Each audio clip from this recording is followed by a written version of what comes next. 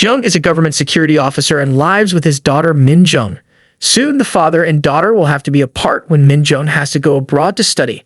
Because she loves her father and doesn't want to leave him alone. She didn't want to go, just wanted to stay and fulfill her dream of being a rapper. However, Jung wouldn't allow that to happen. As a father, he always wanted the best for his child. He believed that becoming a rapper would be very difficult to succeed in. At any cost, even if he had to sell his house, he was determined to let Min Jung study abroad, which caused an argument between father and daughter on the way out. They didn't say a word to each other at the airport. At that moment, they received notice that the bridge ahead was covered in fog and visibility had dropped to only 3 meters, making it very dangerous for authorities to drive across. They were encouraged to take another route. However, this was the only way to get to the airport, so Jung still decided to go through it regardless. One would expect that this would be his worst decision. Before going to the bridge, Jung stopped at a gas station. When the attendant went back to get change, Jung discovered that this guy might be pretending to be a gas station employee because no employee would wear a key on his waistband. Thinking he was being scammed, Jung decided not to pay and just drove away, making the attendant extremely bitter. At the airport, there were also 2 sisters, Mi Jane and Jia, both of whom had just landed. They were preparing to head home, unaware of the dense fog on the bridge. They drove as usual, but when they got to the bridge, the fog blocked their view, and they couldn't go fast.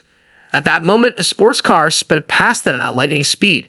The driver of that car was a YouTuber who had been challenged by fans to cross the foggy bridge at high speed. Unexpectedly, when he reached the middle of the bridge, something happened. Because he was driving at high speed with limited visibility, he almost collided with another vehicle, causing his car to stop in the middle of the road. But the disaster only started then. The cars behind couldn't stop in time, and a collision occurred. One car after another, causing the scene on the bridge to be extremely chaotic. A tanker truck filled with toxic gas was involved, which is why the bridge was completely blocked and paralyzed. News of the incident was quickly transmitted. Just when the gas station attendant was being scolded by his boss for letting customers take money, he saw that the bridge was being blocked. Thinking Jung and his daughter were surely stuck, he immediately drove the tow truck onto the bridge to demand payment. Sure enough, as the attendant thought, Jung and his daughter were also on the bridge. In front of them was an army vehicle with many hunting dogs that had escaped when the truck was hit, making the soldiers extremely scared.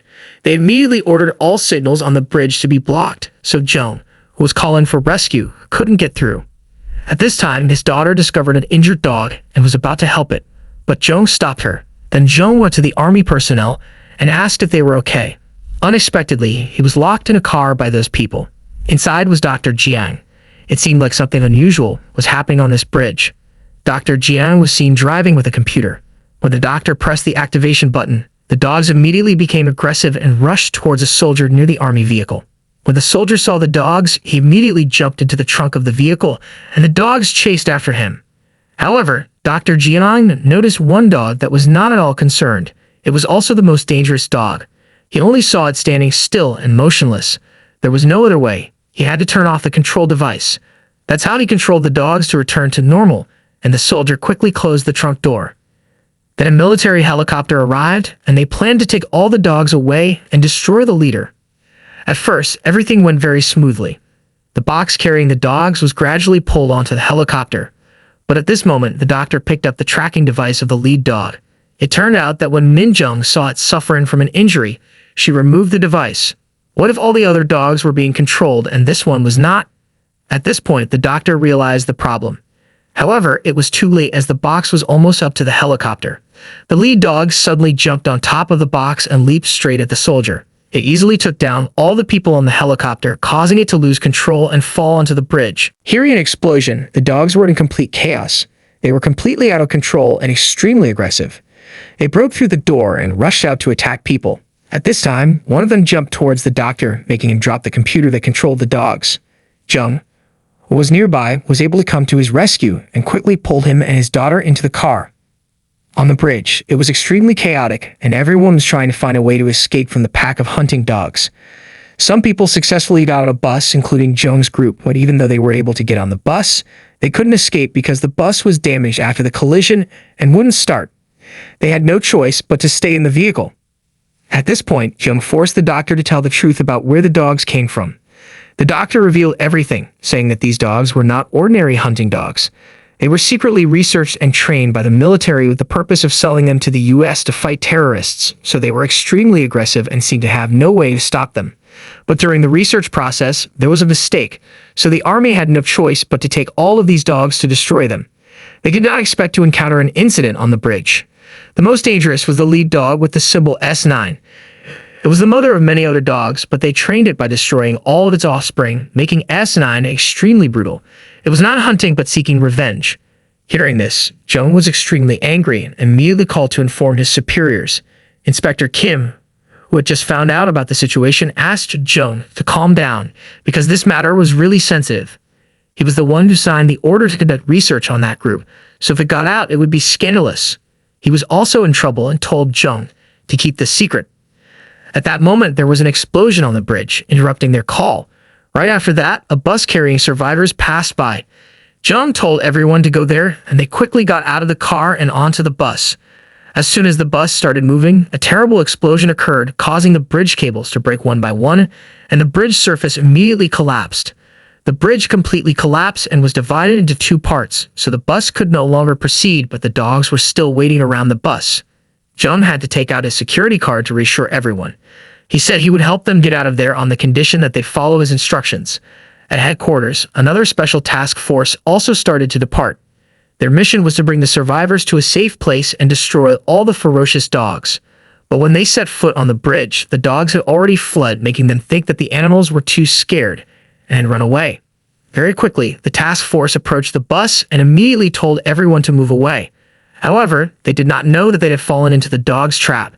As they had just walked a short distance, the cars next to them suddenly turned on their turn signals.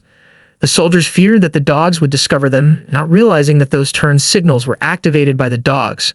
When the force protecting everyone was still too thin, the dogs rushed out all at once. By the time everyone realized the problem, it was too late.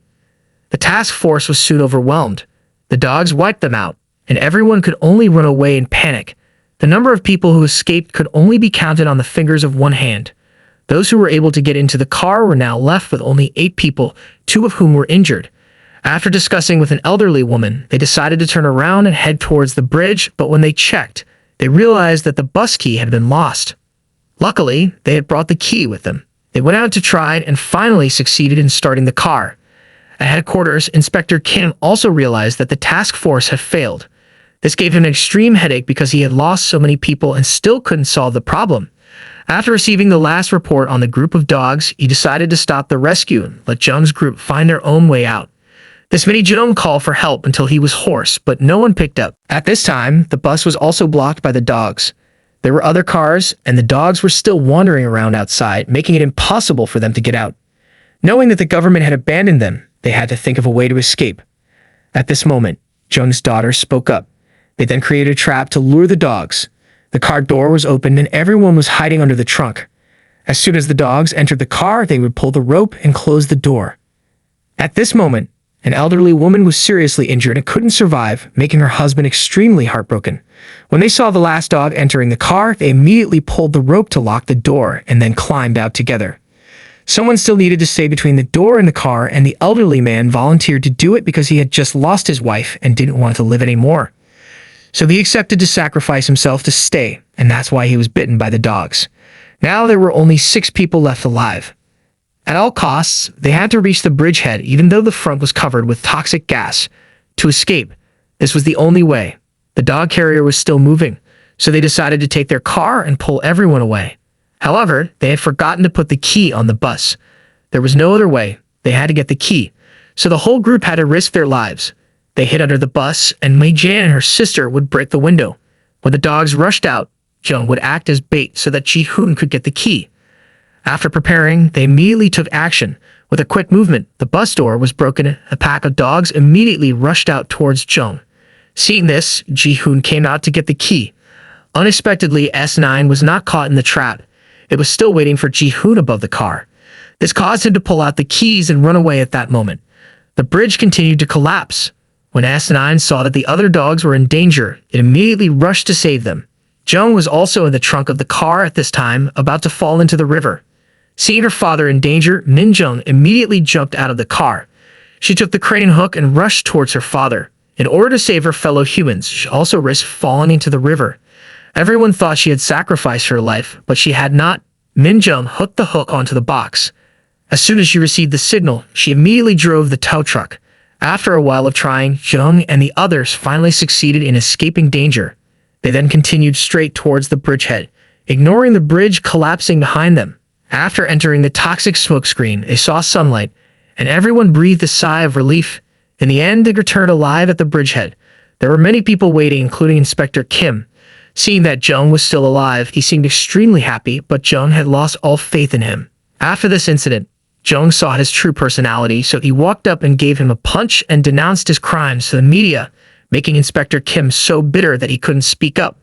With the last words, Jung had to quietly leave and calmly return to hug his daughter. But under the bridge, S9 was still alive. It had even saved another dog, which means the disaster has not ended yet. The movie ends here. Thanks for watching this recap. If you enjoyed it, don't forget to comment below and tell me what movie or series you want me to recap next.